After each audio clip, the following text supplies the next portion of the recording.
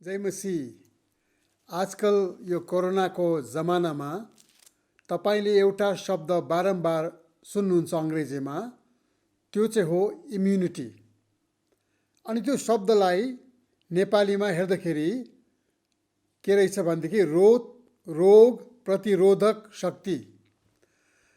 Immunity भनेको चाहिँ हाम्रो शरीरलाई कसरी हामीले बलियो पार्न सक्छौँ, ताकि जब कुनै प्रकारको रोग आउँछ, बिमार आउँछ, तब हामीहरू बलियो हुन सक्छौँ।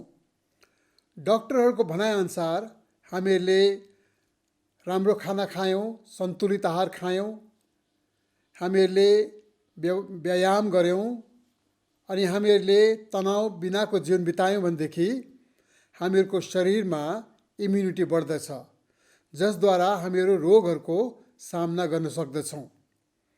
आज म तपाईहरूलाई आत्मिकी इम्युनिटीको बारेमा केही कुराहरू बताउन चाहन्छु। अनि ती कुराहरू बुझेपछि मलाई लाग्छ कि तपाईँले केही न केही आशिष पाउनुहुनेछ। म पढ्नेछु यहुदाको पुस्तक, एउटै मात्र अध्याय छ, 1 अध्यायको 20 पद, जुड 1:20। तर प्रिय हो, तिमीहरू चाहिँ तिमीहरूको अति पवित्र विश्वासमा दृढ हुँदै जाओ र पवित्र आत्मामा प्रार्थना गर।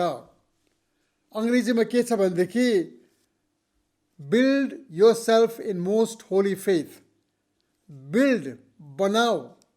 यहाँ लेखिएको छ कि कसरी हामीहरू विश्वासमा दृढ हुँदै जाने यो प्रक्रिया हो, यो एक दिनमा हुने कुरा होइन। त आज म तपाईँहरूलाई 3-4वटा कुरा बताउन चाहन्छु र भन्न चाहन्छु कि कसरी हामीहरू पनि हाम्रो विश्वासमा बलियो हुन सक्छौँ या हुँदै जानुपर्छ। पहिला चाहिँ हाम्रो व्यक्तिगत जीवनमा हामी बलियो हुनुपर्छ। दोस्रो, हाम्रो पारिवारिक जीवनमा हामी बलियो हुनुपर्छ। तेस्रो, हाम्रो मण्डलीको जीवनमा हामी बलियो हुनुपर्छ। र चौथो चाहिँ हाम्रो समाजमा हामीहरूले बल पुर्याउनुपर्छ। पहिलोचोटि तपाईँलाई भन्न चाहन्छु कसरी हामीहरूले आफैलाई बलियो पार्ने। अब धेरै प्रचारकहरूले भन्छन्, अनि कुरो मान्छु पनि, उहाँले के भन्छन् हामीहरूलाई? सङ्गतिमा जाने, बाइबल पढ्ने, प्रार्थना गर्ने, भेटी दिने, गवाई दिने। यो कुरो नराम्रो होइन, एकदमै राम्रो कुरो हो। म पनि यसलाई प्रचार गर्दछु, किनकि यो हामीहरूको विश्वासको जग हो, यसलाई हामीले बढाउनु पर्छ। तर आज म एउटा अर्को कुरो भन्न चाहन्छु। त्यो कुरो के भनेदेखि आत्मिकी शक्ति सामर्थ्य तपाईँले बढाउन चाहनुहुन्छ भने हामीहरूको जीवनमा परमेश्वरले एउटा गहिरो काम गर्न जरुरी छ। किनकि धेरैजना व्यक्तिहरू छन् जसले बाइबल पनि पढिरहेका छन्, प्रार्थना पनि गरिरहेका छन्, गवाई पनि दिइरहेका छन्, भेटी पनि, दशांश पनि दिइरहेका छन्, तर उनीहरूको आत्मिक जीवनमा कुनै प्रकारको परिवर्तन हामी देख्दैनौँ। भजन सङ्ग्रह 139को 23 र 24मा यस प्रकार लेखेको छ, हे परमेश्वर, मलाई जाँच्नुहोस् र मेरो हृदयलाई जान्नुहोस्, मलाई जाँच्नुहोस् र मेरा चिन्ताहरू जान्नुहोस्।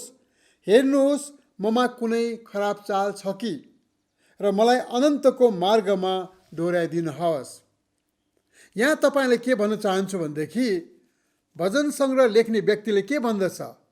उहाँले भन्नुहुन्छ, परमेश्वर मलाई जाँच्नुहोस्, मेरो हृदयलाई जाँच्नुहोस्, कुन कुरो खराबी छ भनेदेखि निकाल्नुहोस्।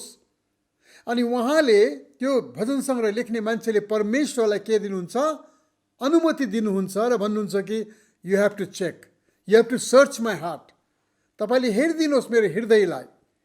अनि यहाँ म तपाईँले के भन्न चाहन्छु भनेदेखि यदि हामीहरू आफ्नो आत्मिकी इम्युनिटी बढाउन चाहन्छौँ भने, आत्मिक जीवनमा हामी बढ्न चाहन्छौँ भनेदेखि हामीहरूले हाम्रो मनको गहिराईको तहमा परमेश्वरलाई लानुपर्छ, उहाँलाई अनुमति दिनुपर्छ, भित्र जानुपर्छ, लुकेका ठाउँहरूमा जानुपर्छ, हामीहरूको जीवनको अँध्यारो ठाउँहरूमा जानु पर्दछ।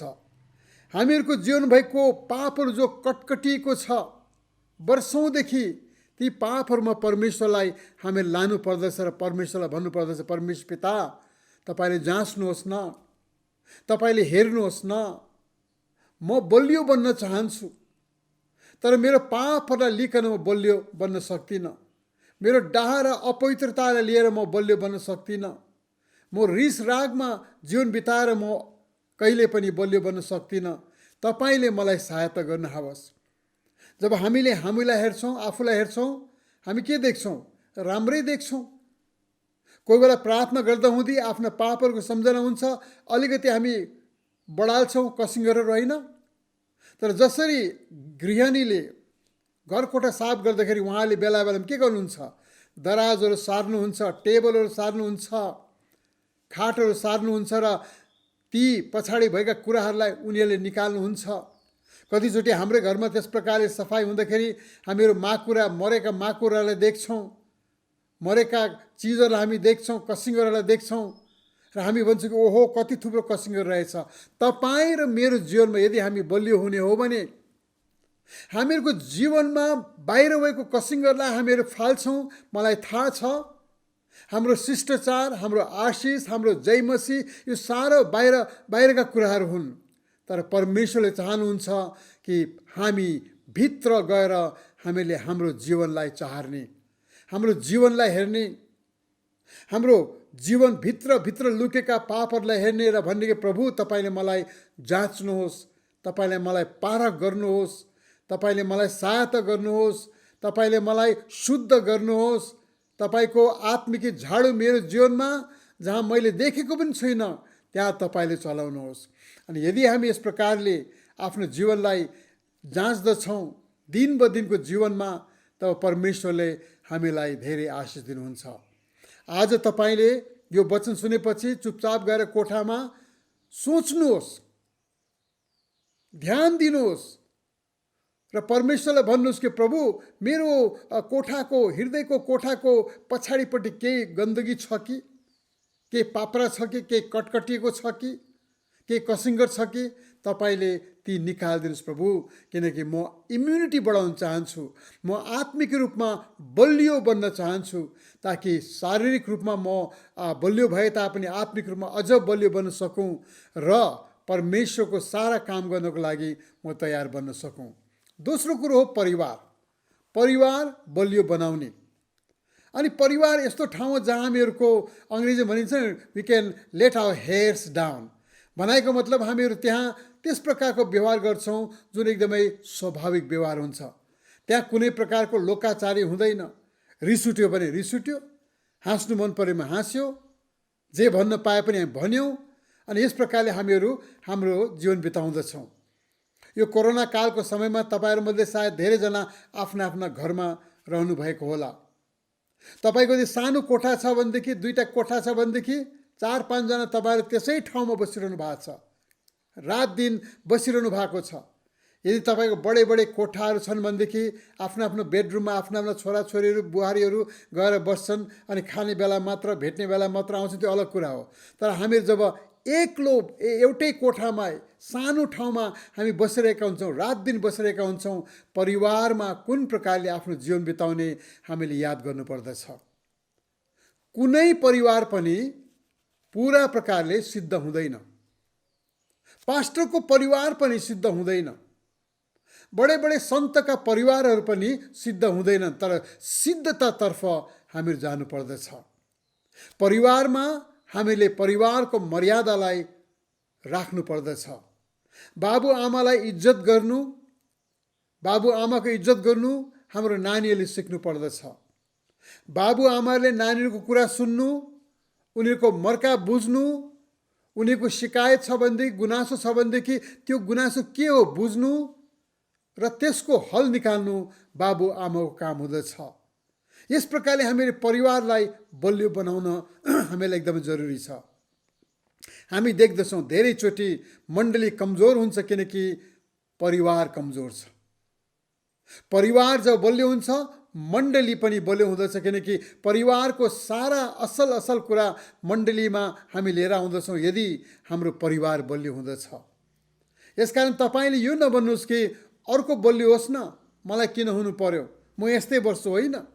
किनकि तपाईँको परिवारमा तपाईँ कमजोर हुनुभयो, कुनै कुरोमा तपाईँ फेल खानुभयो, असफल हुनुभयो, या तपाईँ रिसाउनु भयो, सालको सोचहरूलाई, विचारहरूलाई तपाईँले ल्याउनु भएको छ, आफ्नो जीवनमा राख्नु भएको छ।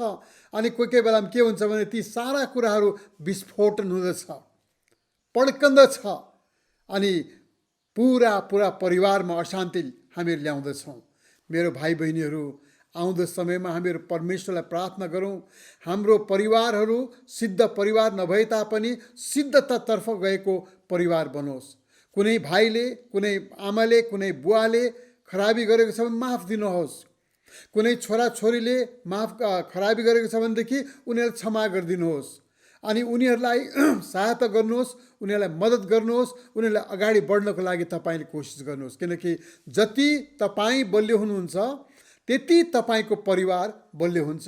हेर्नुहोस् है, पहिला मैले भने हामी बलियो हुनुपर्छ, त्यसपछि म भन्न चाहन्छु हाम्रो परिवार बलियो हुनुपर्छ। तेस्रो कुरा के भन्न चाहन्छु भनेदेखि हाम्रो मण्डली बलियो हुनुपर्छ। त्यसमा एउटै कुरो लिएर आउन चाहन्छु। बाइबलमा धेरैचोटि हामी देख्छौँ, नयाँ नियममा एकाले अर्कालाई वान टु अनदर भन्ने कुरो देख्दछौँ। अनि मैले यसो हेरेँ कि कतिचोटि लेखेको छ होला भनिकन, अनि मैले यसो विद्वानहरूको सोच र विचारलाई खङ्गालेर हेर्दाखेरि मैले थाहा पाएँ कि 100 चोटि लेखेको रहेछ एउटाले अर्कोलाई। त्यहाँ परिवार पनि आउँदछ, त्यहाँ मण्डली पनि आउँदछ, त्यहाँ विश्वासीहरू पनि आउँदछ, त्यहाँ गुरुजनहरू पनि आउँदछ।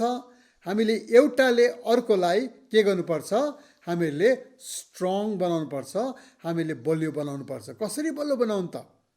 धेरै कुराहरू हामी भन्न सक्छौँ, तर यहाँ म तपाईँलाई के भन्न चाहन्छु भनेदेखि मण्डलीलाई बलियो बनाउने हो भनेदेखि हामीले पहिलो कुरो याद गर्नुपर्छ कि म मण्डलीको अभिन्न अङ्ग हुँ। म मण्डलीको अभिन्न अङ्ग हुँ। दोस्रो कुरो मैले याद गर्नुपर्छ, मैले अरूलाई पालन पोषण गरे मात्र मेरो पनि पालन पोषण हुन्छ। अरूको चासो, अरूको इन्ट्रेस्ट मैले राखिदियो भने मात्र मेरो पनि के हुन्छ, इन्ट्रेस्ट राखिन्छ, मेरो पनि चासो अरूले राख्दछ। धेरैचोटि हामी के भन्छौँ भनेदेखि मण्डली जानुपर्छ, अनि त्यो कुरो एक प्रकारले ठिकै हो, तर मण्डली जानु होइन, मण्डलीमा हामी छौँ। अनि मण्डली भएको कारणले गर्दाखेरि धेरै गाह्रो हुन्छ। नयाँ नियमको जमानामा हामी देख्दछौँ युनानीहरू आएका थिए, रोमीहरू आएका थिए विश्वासमा, यहुदीहरू आएका थिए। अनि यहुदीहरू कति एकदम कट्टरपन्थीवाला थिए, कति उदारचित्तवाला थिए, कतिजना गुलामहरू, दासहरू, दासीहरू आएका थिए। अनि यी सारा मानिसहरू आएका कारणले गर्दाखेरि मण्डलीमा बेला बेलामा उनीहरूको बिचमा लडाइँ झगडा हुन स्वाभाविक कुरो थियो। यसै कारण त बाइबलमा हामीलाई लगातार भनिएको छ कि हामीले कसरी एउटाले अर्कोलाई माया गर्नुपर्छ, एउटाले अर्को सहनुपर्छ, एउटाले अर्कोलाई साथ दिनुपर्छ। एफिसीको पुस्तक 3 अध्यायको 15 पदमा त्यहाँ लेखेको छ कि परमेश्वरले दुवैबाट एउटा नयाँ मानिसको सृजना गर्नुभयो। त्यहाँ मलाई धेरै मन पर्यो, out of the two he created one new man. भनाइको मतलब अब हामी ग्रिक होइनौँ, अब हामी रोमी होइनौँ, तर हामीहरू परमेश्वरको एउटा नयाँ मानिस हौँ, ब्रान्ड न्यू। परमेश्वरको मण्डली हौँ, परमेश्वरको ब्रान्ड न्यू मानिसहरू हौँ।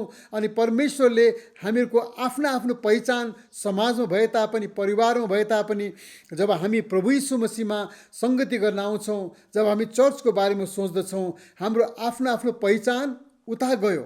अब हाम्रो पहिचान एउटा नयाँ मान्छे, एउटा नयाँ मानुसको रूपमा हामीले सोच्नु पर्दछ। यसकारण म तपाईँलाई भन्न चाहन्छु मेरो भाइ बहिनीहरू, मण्डलीको भलो चिताउनुहोस् र मण्डलीले तपाईँको भलो चिताउँदछ। तपाईँले आफ्नो काम गर्नुहोस् र मण्डलीले आफ्नो काम गर्नेछ।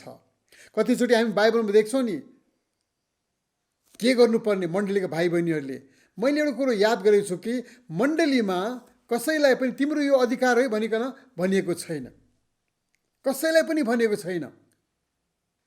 अनि यसै कारणले गर्दाखेरि कतिचोटि हामी मण्डलीमा लडाइँ भएको देख्छौँ, किनकि उनीहरूले के भन्छ भनेदेखि दिस इज माई राइट, यो मेरो अधिकार हो, पैसा रुपियाँ कसरी खर्च भयो यो मेरो अधिकार हो।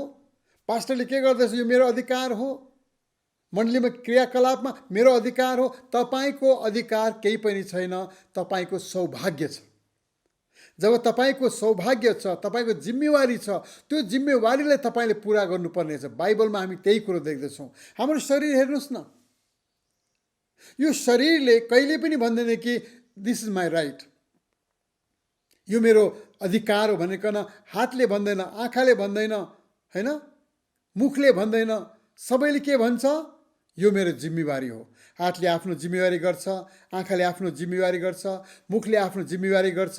अनि सबैले आफ्नो आफ्नो जिम्मेवारी पुरा गरेपछि एउटा समृद्धिशाली, एउटा बलियो मण्डली, एउटा इम्युनिटीले भरपुर भएको मण्डली बनेको हामी देख्दछौँ। अन्तमा के भन्न चाहन्छु भनेदेखि मण्डली संसारदेखि अलग छैन। परमेश्वरले मण्डलीलाई यही संसारमा राखिदिनु भएको छ। हामी we are in the world but we are not of the world भनेको मतलब हामी संसारमा छौँ होइन। हामी संसारमा फिजिकली रहे तापनि आत्मिक रूपमा हामीहरू अर्कै दुनियाँमा रहेका छौँ र हामीहरू बलियो भएर हामीले हाम्रो समाजलाई बनाउनु पर्दछ।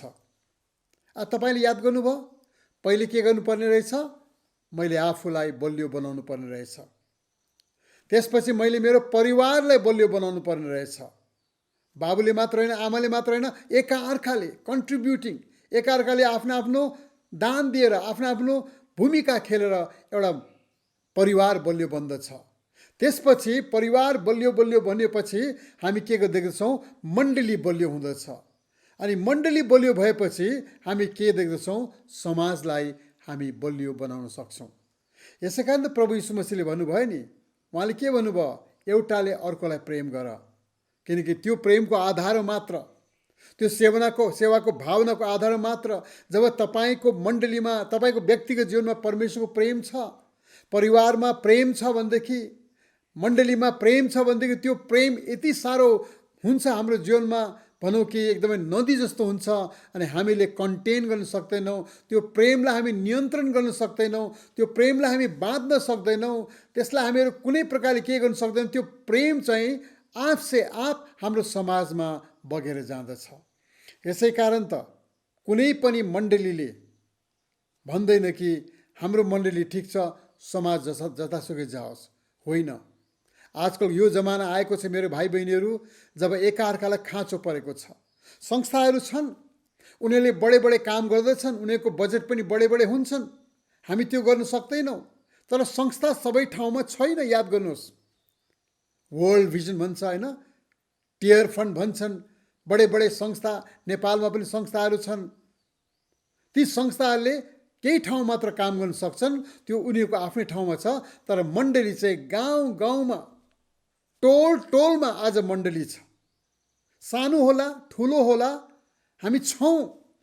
कुन ठाउँ छैन नेपालमा जहाँ प्रभु यीशु मसीहको मण्डली छैन? आज हामी त्यहाँ भए कारणले हामीले आफ्नो स्रोतले, हामीले आफ्नो मायाले यो सङ्कट कालमा हामीले हाम्रो छरछिमेकीलाई माया गर्नुपर्दछ। अनि त्यस प्रकारले हामीले हाम्रो परिवारलाई मात्र होइन, व्यक्तिगत जीवनलाई मात्र होइन, पारिवारिक जीवनलाई मात्र होइन, हामीले हाम्रो समाजलाई पनि बलियो पार्न सक्दछौँ। त मेरो आशा छ मेरो भाइ बहिनीहरू कि आउँदो समयमा we will become stronger. Corona सिद्धिएपछि कमजोर हुने होइन। कोरोनाले हामीलाई के सिकाएको छ भनेदेखि हामीहरूले आफूलाई बलियो बनाउनु पर्छ। त तपाईँलाई प्रश्न गर्न चाहन्छु, के तपाईँ आफ्नो जीवनमा इम्युनिटी बिल्ड गर्न चाहनुहुन्छ, बनाउन चाहनुहुन्छ? बनाउनुहोस्। तर परमेश्वरलाई भन्नुहोस्, प्रभु मेरो जीवनलाई खङ्गाल्नुहोस्, मलाई तपाईँले नयाँ बनाउनुहोस्। के तपाईँले एउटा बलियो परिवार, रमाइलो परिवारको सृजना गर्न चाहनुहुन्छ? तपाईँले बाउको अनुहार, आमाको अनुहार, बाजे बोजूको अनुहार होइन, तपाईँले भन्नुहोस् कि म मेरो परिवारलाई बलियो बनाउनको लागि म के गर्न सक्छु, कुन चाहिँ मेरो रोल छ, कुन चाहिँ मेरो भूमिका छ, त्यो म पुरा गर्न चाहन्छु। के तपाईँले आफ्नो चर्चलाई एकदम बलियो बनाउन चाहनुहुन्छ? त्यसो भएदेखि चर्चमा तपाईँले के गर्न सक्नुहुन्छ त्यसको बारेमा सोच्नुहोस्। प्रार्थना मात्र गर्न सक्नुहुन्छ कि दान दिन सक्नुहुन्छ कि, फोन गर्न सक्नुहुन्छ कि, भेट्न सक्नुहुन्छ कि, उत्साह दिन सक्नुहुन्छ कि, आफूमा भएको केही खानेकुरो बाँड्न सक्नुहुन्छ कि एकअर्कासँग, ताकि कोही पनि तपाईँको मण्डलीमा भोका नहोस्। अनि हाम्रो मण्डली त्यस प्रकारले बलियो भयो भनेदेखि हाम्रो समाजलाई पनि हामी बलियो पार्न सक्छौँ र समाजमा हामी परमेश्वरको आशिष पुर्याउन सक्छौँ। यदि तपाईँलाई यो वचन राम्रो लाग्यो भने कृपया अनुग्रह टिभी नेपाललाई तपाईँले सब्सक्राइब गर्नुहोस्, लाइक गर्नुहोस् अनि तपाईँले पाएको वचनलाई जति सक्दो हुन्छ अरूहरूको बिचमा बाँडिदिनुहोस्, किनकि म चाहन्छु कि प्रभुको वचन तपाईँहरूको बिचमा प्रभुको अनुग्रहद्वारा र प्रभुको शक्तिद्वारा फिजिएको होस्। यो सङ्कटकालको समयमा तपाईँले सम्भावनाहरू हेर्नुहोस्, परमेश्वरको आशिष हेर्नुहोस् अनि परमेश्वरमा अगाडि बढ्नुहोस्। जय मसीह सबैलाई। फेरि हामी अर्को हप्ता भेट्नेछौँ। आमेन।